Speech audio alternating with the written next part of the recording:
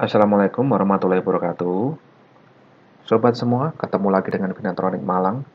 Kali ini saya akan sharing mengenai hukum Ohm atau Ohm Law,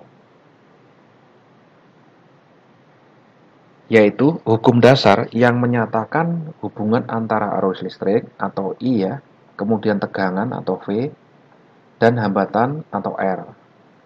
Jadi diperkenalkan pertama kali oleh seorang fisikawan ya, fisikawan Jerman yang bernama Johannes Simon Ohm pada tahun 1825 tentang hukum ini. Jadi inilah sebenarnya hukum dasar yang mesti dipahami oleh teman-teman yang ingin belajar elektronik ya, elektronik. Jadi saya pun kalau misalnya merancang, mendesain modul dan sebagainya tetap menggunakan salah satunya lah hukum dasar ini ya, hukum dasar yaitu hukum Ohm seperti itu.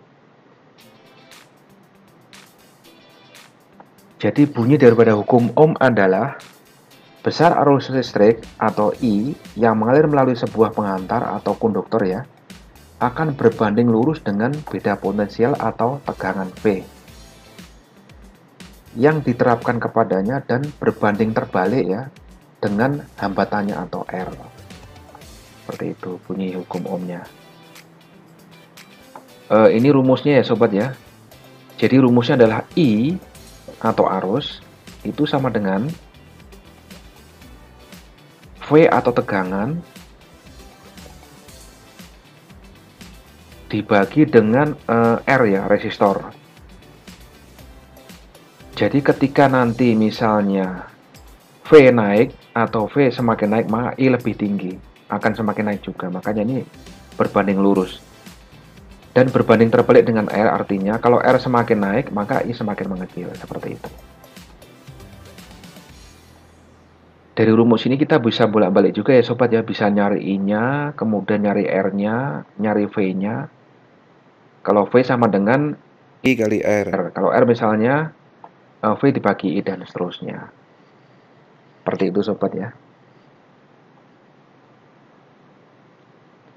Di mana I adalah current atau arus listrik ya yang mengalir dalam satuan unitnya adalah ampere. Jadi satuannya adalah ampere. Kemudian voltage atau beda potensial atau tegangan dengan satuan unit volt.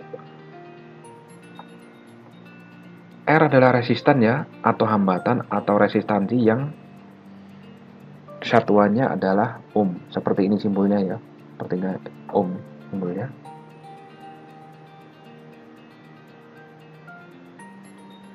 Nah, ini adalah contoh sirkuit atau rangkaiannya ya. Jadi kalau di sini misalnya ada suplai atau baterai ya, kemudian ada hambatan, ya kan? Maka ini akan ada arus. Seperti itu. Lah, besarnya arus ini adalah tegangan ini atau tegangan titik ini, ya kan? Dibagi sama R ini.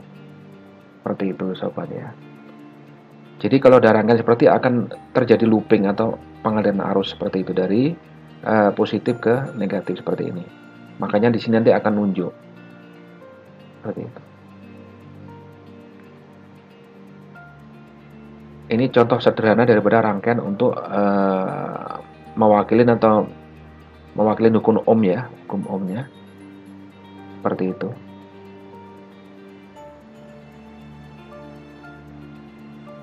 Oke, sekarang dari rumus sama ulasan tadi, maka kita nyoba buat contoh soal ya, misalnya seperti ini. Rangkaian listrik mempunyai power supply 12 volt misalnya. Kemudian mempunyai hambatan atau beban ya, 24 ohm. Berapa besar arus yang mengalir? Ini bisa kita coba hitung ya. Misalnya dalam rangkaian elektronik ada supply, ada hambatan seperti ini, kita hitung. Nah, ini ya rangkaiannya ya. Jadi misalnya ini adalah 12 volt, voltage-nya baterai ini. Dengan hambatan 24 ohm, berapa arusnya? Kita lihat. Jawabannya adalah I sama dengan V per R ya. Kemudian I sama dengan 12 volt dibagi 24 ohm. Sama dengan adalah setengah ampere. Jadi kalau ada kondisi seperti ini, maka arus yang mengalir adalah setengah ampere. Jadi ada aliran arus seperti ini. Begitu juga kalau misalnya I sudah diketahui, ya kan? I sudah kita diketahuin, kita mencari R-nya misalnya.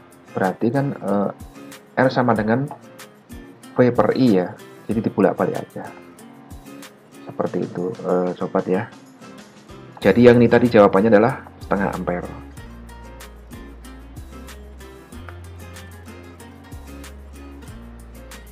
Oke, untuk sementara mungkin itu ya sobat yang bisa saya sharing ya. Jadi terima kasih sudah menonton video saya. Jangan lupa kalau ada tambahan, komen dan sebagainya silahkan ditulis di kolom komentar ya sobat ya. Mudah-mudahan bermanfaat. Terima kasih.